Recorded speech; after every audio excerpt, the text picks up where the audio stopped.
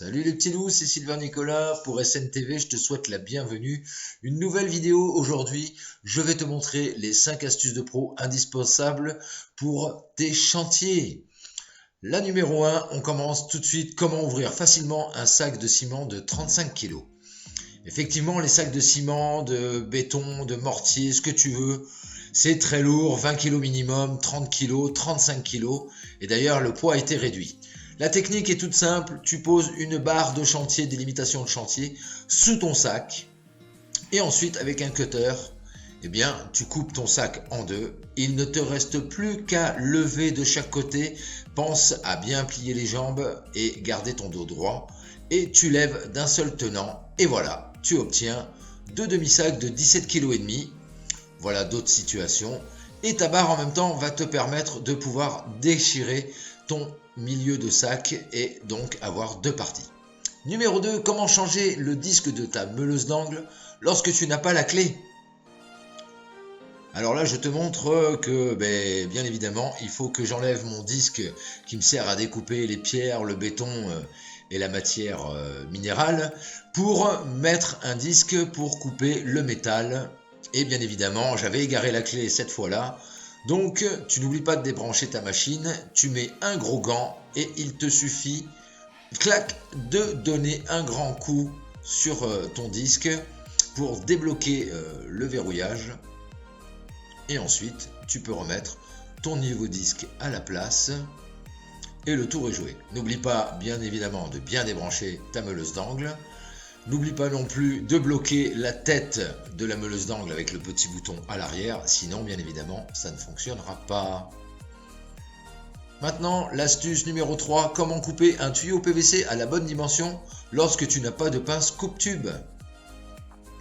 Alors, tu prends 1 mètre, tu mesures la distance exacte du tuyau que tu as besoin. Tu peux prendre un petit peu plus long s'il faut. Vaut mieux recouper que d'être trop court.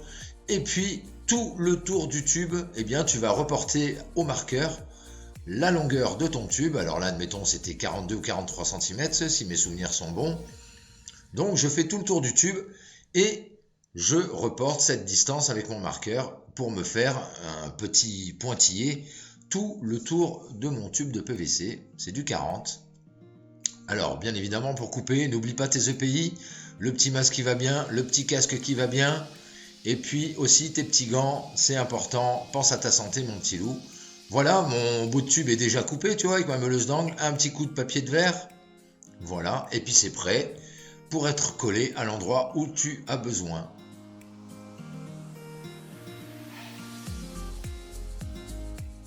Astuce de pro numéro 4, comment faire un cordeau facilement. On utilise deux petites lattes de bois comme ça, dans laquelle on va planter des vis de la largeur d'un parpaing, le parpaing que tu as besoin, hein. Et puis sur la deuxième, pareil, et ensuite un petit bout, et en fait tu viens l'attacher d'un bout. Les deux vis, il faut que tu les poses contre le parpaing, tu vois. Voilà. Et donc le cordeau, voilà, tu vois, hein, il longe tous mes parpaings. J'ai posé un bloc sans le coller sur un autre bloc ici. Je les ai quand même alignés là, alignés ici. Voilà, tu vois, hop, tu tends ton cordeau. Voilà, et tu vois, quand tu le tends, ça fait traction. Et la vis qui est ici, là, celle-là, elle bloque sur le parpaing et elle empêche que ça s'enlève.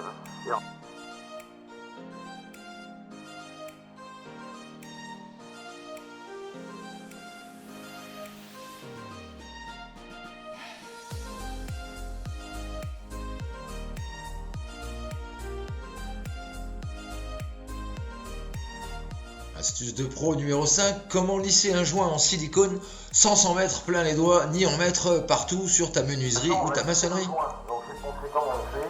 Cette astuce de pro, mon petit loup, tu prends un savon, de l'eau dans une gamelle, trempe pas le savon dedans parce que tu vas en avoir partout ton savon et avec tout boucle. Tu prends ton savon à part, tu trempes tes doigts dans l'eau et tu frottes ton savon. Et ensuite, tu vas avoir une légère pâte comme ça. Et c'est ce qui va te permettre de bien lisser ton joint.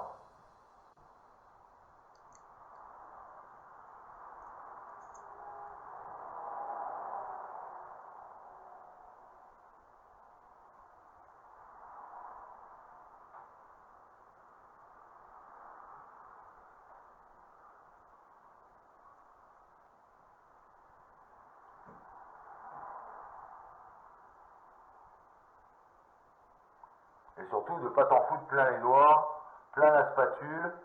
Tu vois, mais ça permet même de repousser le silicone si tu as dépassé. Bon, ben voilà mon petit loup, c'est déjà fini. Merci de ta visite sur ma chaîne. Et si tu veux plus de contenu, eh bien n'hésite pas, abonne-toi et active la petite cloche. N'oublie pas de laisser des petits pouces bleus si cette vidéo t'a plu. Et n'hésite pas à partager et à laisser des commentaires, je te réponds tout le temps avec grand plaisir. Et comme toujours, sois inventif, sois créatif, sois ingénieux, surtout reste-le, prends bien ton temps et fais de ton mieux pour faire du super bon boulot. Allez, à bientôt!